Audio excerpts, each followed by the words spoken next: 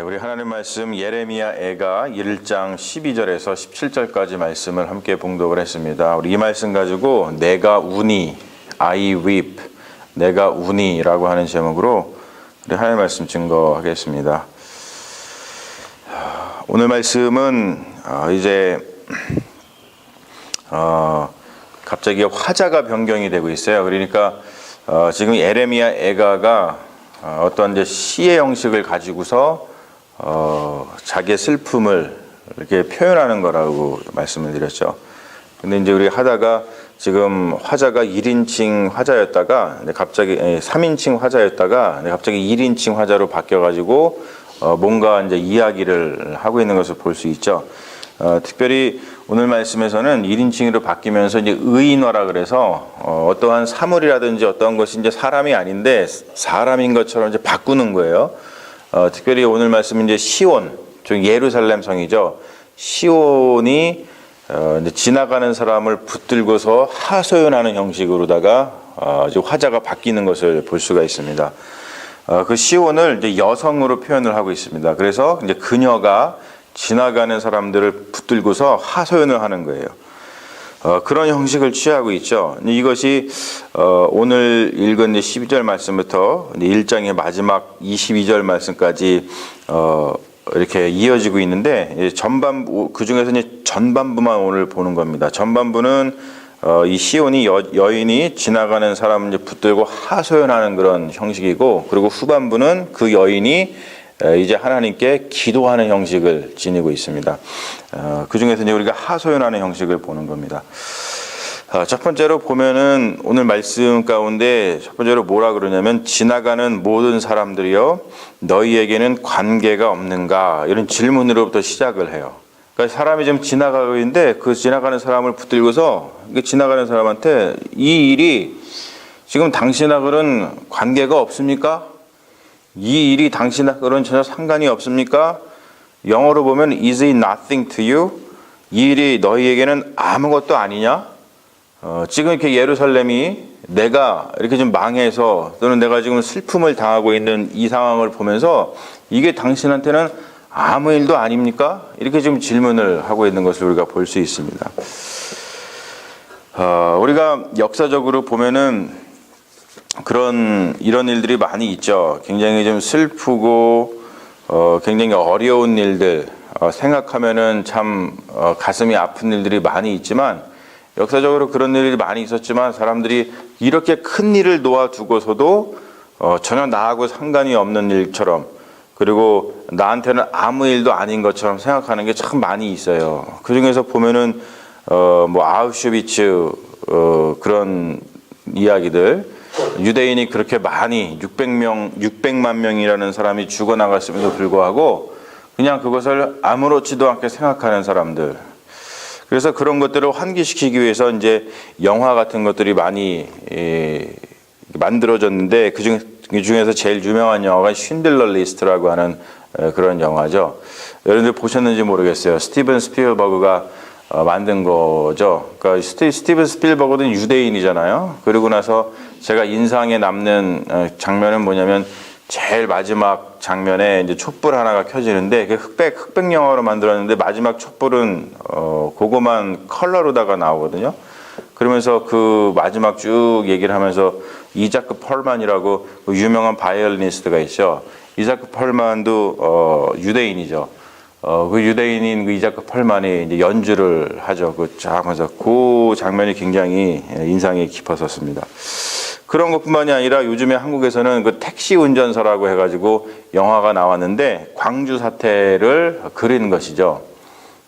이제 그런 광주 사태의 이야기를 보면서 우리가 당신에게는 아무 관계가 없습니까? 뭐 그 광주 사태 때문에 얼마나 그 대한민국이 많은 어려움이 있었습니까? 여태까지도 계속 그것 때문에 진영이 나눠가지고 이제 싸우지 않습니까? 그리고 또 우리 얼마 전에 있었던 세월호, 이거는 뭐 영어로 만들어지지 않았습니다만 뭐 다이빙 벨이라고 하는 다큐멘터리 영화로 제작이 되고 그랬었죠. 아마도 이제 좀 시간이 좀 훨씬 지나면 이 세월호 갖고서는 상업 영화가 만들어지지 않을까 생각을 해요. 왜냐하면 그 옛날에도 타이타닉 아시죠? 타이타닉이 침몰해서 그 참 비극인데도 불구하고 뭐 얼마 전에 1999년도로 기억을 하는데 그때 상업 영화로 만들어져서 전 세계적으로 굉장히 성공을 거둔 것을 볼 수도 있죠. 그런 걸 통해서 계속 질문을 하는 겁니다. 사실 이제 예술인들이 노리는 것이 이제 그런 것이죠. 어떤 효과를 노리는 것이 뭐냐면 이런 영화를 만들어서 뭐 돈도 벌겠지만 그런 일들을 환기시키는으로 인해서 is it nothing to you? 이게 여러분들하고 아무 상관이 없습니까? 라고 질문을 하고 있는 거예요. 남에게 일어난 일은 나에게도 동일하게 일어날 수 있다는 것이죠. 지금 예루살렘이 죄 가운데 망해서 이렇게 있지만 그것을 지나가면서 그냥 보는 사람들이 있겠지만 그 사람들도 아유 저 안 됐다. 예루살렘이 저렇게 망했구나 라고 하면서 그냥 자기 자신을 돌보지 않으면 안 된다는 거예요. 지금 오늘 말씀도 계속 그 얘기를 하는 겁니다. Is it nothing to you? 한번 돌아보자 이것이죠. 오늘 말씀에 보면은 하나님의 진노에 대해서 나오는데 하나님의 진노가 예루살렘에 내렸다는 거예요. 근데 하나님의 진노가 언제 내리는가? 하나님의 진노가 언제 내리는가는 시편 78편에 보면은 일목요연하게 몇 가지로다가 나와 있는데 이 진노라는 것은 이제 fierce anger라고 영어로는 표현이 되고 있습니다. 하나님께서 아주 맹렬한 분노를 내신다는 거예요. 진노, fierce anger. 네 가지 정도의 경우에 하나님께서 진노를 내시는데 첫 번째 뭐냐면 하나님의 은혜에 감사하지 않고 언약을 잊고 율법을 지키지 않을 때 하나님의 은혜에 감사하지 않고 언약을 잊고 율법을 지키지 않을 때 하나님께서 진노하신다 그래요. 그리고 두 번째는 하나님의 능력을 보고도 하나님을 신뢰하지 않고서 시험할 때 하나님의 능력이 있는데 그것을 신뢰하지 않고 시험할 때 대표적인 게 출애굽이죠. 하나님께서 능력을 보이셔서 바로에게서 구원하시고 홍해를 갈라서 그들을 가나안 땅으로 인도하시기 위해서 불러내셨는데 그들이 계속 광야에서 뭐합니까? 하나님의 능력을 보고도 하나님을 시험합니다. 하나님의 진노를 맞죠. 그 광야에서 사람들이. 그리고 세 번째 뭐냐면 거짓으로 회개할 때 진심으로 회개하는 게 아니라 거짓으로 회개할 때 하나님께서 진노하신다는 거예요. 그 네 번째는 우상을 섬길 때 이때 하나님께서 진노하신다는 것이죠. 우리가 잘 알고 있는 사도 바울도 우리는 원래 진노의 자녀였다라고 이야기를 합니다. 우리는 진노의 자녀였지만 그리스도의 피로 인해서 우리가 의롭게 되어서 구원을 받았다라고 이야기를 하는 것이 로마서에서 얘기하는 어떤 복음의 핵심이죠. 우리가 원래 진노의 자녀인데 예수 그리스도의 피로 말미암아 우리가 의롭게 되어서 구원받았다. 그래서 하나님의 진노는 성경에 전반적으로 등장하는 어떤 주제이기도 합니다. 특별히 오늘 말씀 가운데 13절, 14절, 15절은 하나님의 진노가 어떻게 임했는지를 아주 시적으로 그리고 구체적으로 표현을 하고 있어요. 일단은 보면은 13절에 보면은 이런 말씀이 있죠. 높은 곳에서 나의 골수에 불을 보내어 이기게 하셨다. 높은 곳이라는 것은 이제 하늘을 얘기하는 것이죠. 하나님께서 하늘에서 불을 내려 보내셨어요. 불을 보냈는데 어디에 보내셨냐면 나의 골수에 보내셨다 그래요. 골수라고 하는 것은 어느 때 쓰이냐면 가장 인간의 어떤 가장 깊은 곳,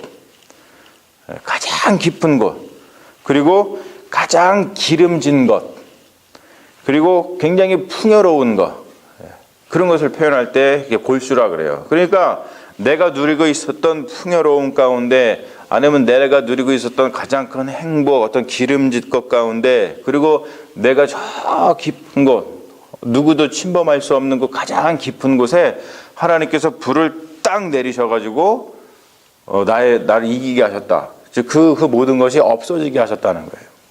그러니 얼마나 지금 이 사람이 고통을 당하고 있는 거예요. 지금 이 시온이 얼마나 고통을 당하고 있는 겁니까? 그리고 또 13절에 보면 이런 말씀이 있습니다. 내 발 앞에 그물을 치사 나로 물러가게 하셨음이요. 자, 하늘에서 불이 내리고 있어요. 그러면은 하늘에서 불을 내리면 불이 막 내리면 어떻게 하면 돼요? 막 도망가면 됩니다. 근데 하늘에서 불이 내리고 있는데 그래서 도망을 가려고 하니까 하나님께서 어떻게 하셨다고요? 불을 피해 도망가려는데 그 발 앞에 그물을 치게 하셨어요. 그 그물이 치니까 그물 때문에 걸려 넘어지고 앞으로 나아갈 수 없어가지고 옴짝달싹 못하게 하시는 거예요. 그래서 종일토록 나를 피곤하게 하여 황폐하게 하셨더라. 내가 피곤하고 황폐하게 해졌다는 거예요. 그러니까 총체적인 무력감이죠. 하늘에서는 불이 내리고 이 땅에서는 그물이 쳐져 있어서 정말 옴짝달싹할 수 없는 상황입니다. 그러니까 내가 아무것도 할 수 없는 그 무력감 가운데 빠지게 하셨다는 거예요. 굉장한 진노죠. 어떻게 할 수가 없는 거예요. 계속해서 이어집니다. 14절에 보면은 내 죄악의 멍에를 그의 손으로 묶고 얽어 내 목에 올리셨다. 죄악의 멍에가 뭔지 아시죠? 멍에. 멍에를 목에 맨다고 생각을 해보세요. 얼마나 힘들겠어요. 그렇죠? 그러니까 여기에 내 죄악의 멍에를 여기 낸 것 때문에 너무 힘드니까 힘이 다 빠져가지고 내 힘이 피곤하게 된 거예요. 너무 힘드니까.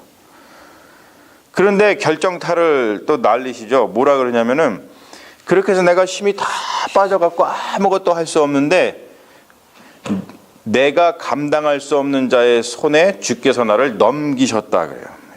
내가 감당할 수 없는 자에게 나를 넘기신 거예요. 그러니까 싸울 힘조차도 없는 거예요. 멍에가 여기 매져 있기 때문에. 소 같은 것도 멍에를 매잖아요. 멍에 매가지고 멍에를 딱 매놓으면은 소가 어떻게 되죠? 주인이 이리 가라 그러면 이리 가고, 저리 가라 그러면 저리 가고, 가자 그러면 가고, 서라 그러면 서고, 자기 뜻대로 할 수 있는 게 없고 그냥 그 멍에를 잡은 사람들이 이렇게 이끄는 대로 저렇게 이끄는 대로 되게 돼 있습니다. 그런 것처럼 내 죄악의 멍에가 있으니까 스스로 힘이 빠져서 내 자체가 내 적의 손에 넘어가니까 적군이 이렇게 하는 대로 저렇게 하는 대로. 지금 뭐냐면 내가 내 삶을 스스로 꾸려나가지를 못하는 거예요. 내가 내 삶을 스스로 세워나가지를 못하는 것이죠. 그냥 누군가에 의해서 또는 어떠한 힘에 의해서 이리저리 끌려가게 되는 거예요. 여러분 굉장히 비참한 상황입니다. 우리가 인생 가운데 이런 상황에 처해져 있다고 생각해 보세요. 이러지도 못하고 저러지도 못하고 내 뜻대로 살지도 못하고 이리 끌려다니고 저리 끌려다니고 정말 말할 수 없는 그런 어려움이죠. 그리고 마지막 15절에 보면은 주님께서 어떻게 진노하시냐면 그 영토 안에 있는 모든 용사를 무력화시키고 또 청년들을 부수셨다 그래요. 그러니까 모든 힘을 다 빼앗아 버리는 거예요. 그래서 처녀, 딸, 유다 이것도 의인화시킨 것이요. 예루살렘, 이스라엘 이것을 의인화시킨 겁니다. 처녀, 딸, 유다를 술틀에 밟았다 그렇게 표현을 합니다. 굉장히 참담한 그런 상황을 우리가 볼 수 있습니다. 자, 여러분 이런 상황 가운데 그럼 어떻게 해야 되냐는 거예요. 어떻게 해야 되냐? 어떻게 해야 되냐? 그것이 바로 16절 말씀에 나와 있죠. 이로 말미암아 이렇게 됐기 때문에 이로 말미암아 뭐라 그럽니까? 내가 우니. 영어로 보면 I weep. 내가 울었다. 내가 지금 울고 있다. 내가 지금 울고 있다.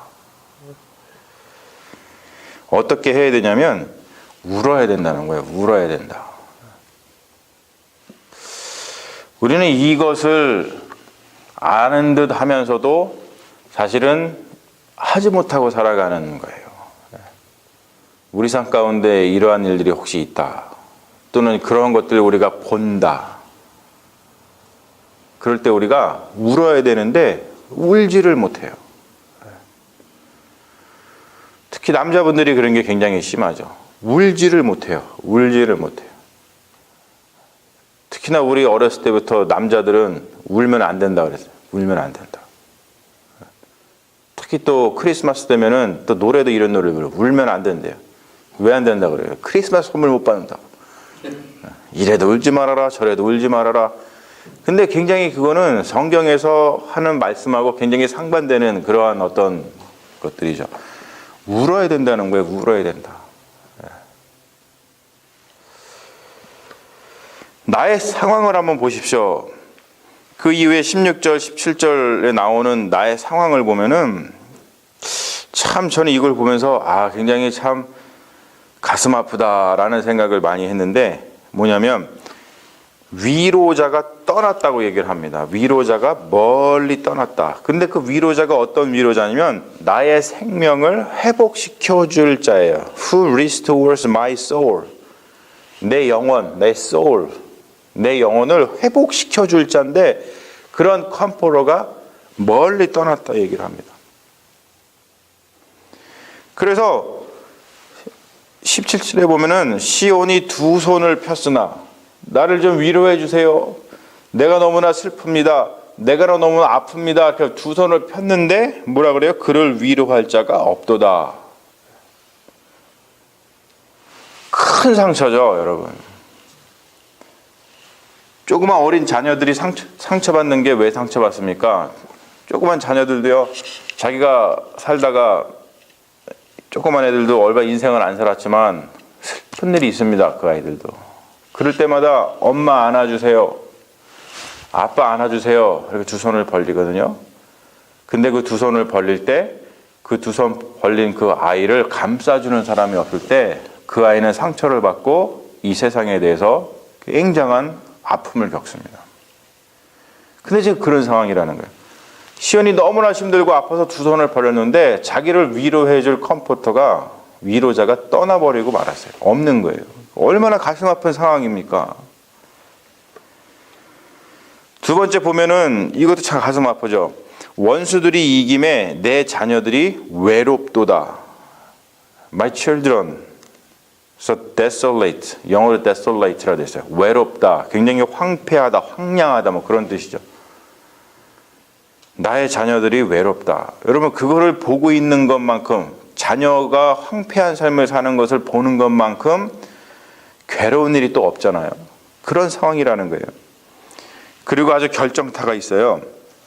17절의 말씀에 보면은 뭐라고 나와 있냐면 제일 마지막에 예루살렘은 그들 가운데에 있는 불결한 자가 되었도다. 야곱의 대적자들이 되게 하셨어요. 하나님께서. 그래서 예루살렘이 그 대적자들 가운데 있는 불결한 자가 되게 하셨어요. 불결한 자, unclean thing.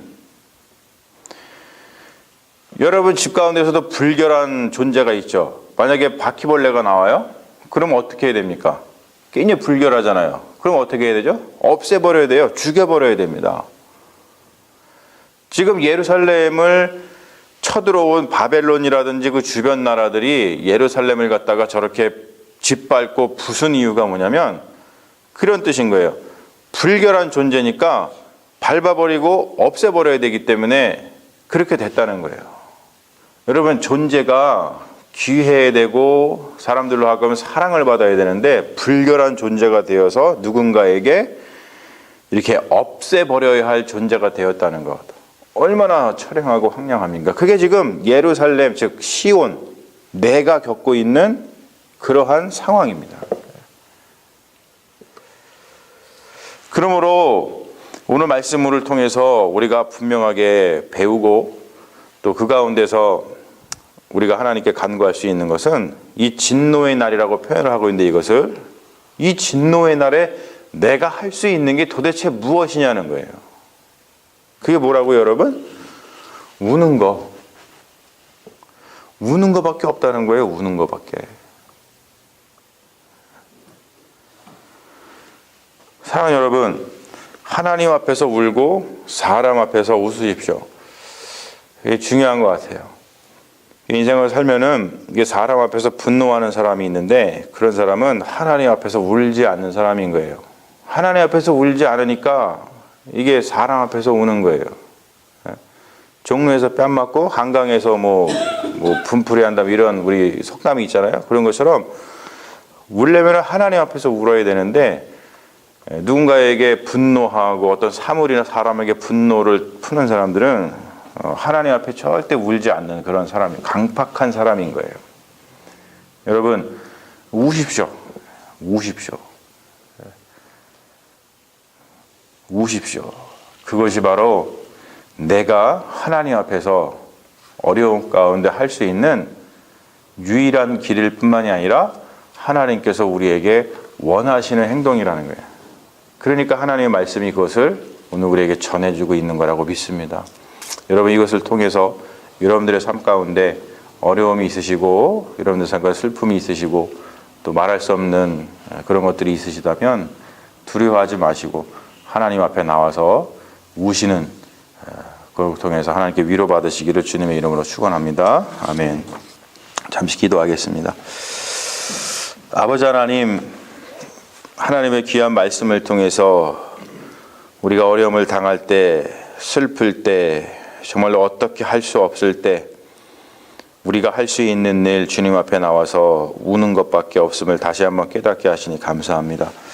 하지만 그 우는 것조차도 우리가 하지 못하고 우는 것조차도 할 수 없는 그런 상황 가운데에서 주님께서 우리에게 힘을 주시고 용기를 주시고 지혜를 주셔서 하나님 앞에서 나와서 우는 것만이 살 길이라는 것을 다시 한번 깨닫게 하시니 주님 우리의 삶을 돌아보게 하여 주시옵시고 우리가 하나님 앞에서 진정으로 목 놓아 울지 못한 것이 있다면 주님 앞으로는 하나님 앞에 나와서 우는 자들 되게 하여 주시옵시고 그 우는 가운데 위로해 주시는 하나님의 위로를 얻는 믿음의 자녀들 되게 하여 주시옵소서. 주님께서 이 말씀 가운데 우리의 삶을 행복하고 풍요롭게 하여 주실 줄로 믿사오며 우리를 구원하신 예수님의 이름으로 기도합니다. 아멘. 주여 믿습니다.